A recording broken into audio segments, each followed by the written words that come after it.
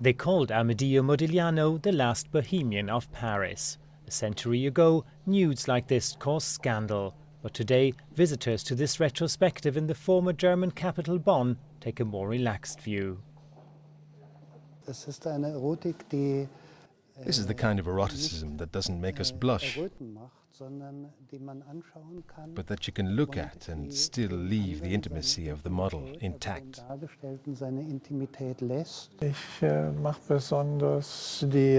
I particularly like the delightful rhythm, the way he limits himself to what's essential, both for colours and lines.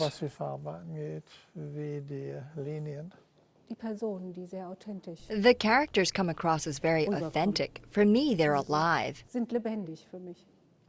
Modigliani lived his own life in the fast lane, with friends, including the young Picasso, and lovers in the artist community in Paris. Hard work and hard living killed him at just 35.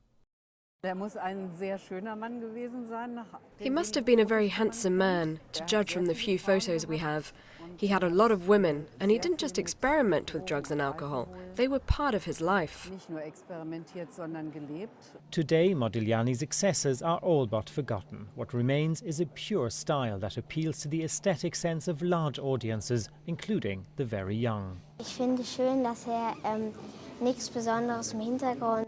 I like that he didn't paint anything special in the background like trees or a lake, but kept everything very plain. And that he painted in a way that you can see when they're pensive or happy or sad. And I also found their expression and their eyes very interesting. Paintings, drawings and sculptures. For a decade, Modigliani churned out works of art almost every week. Visiting this show, it's hard not to regret that he didn't live long enough to produce a lot more.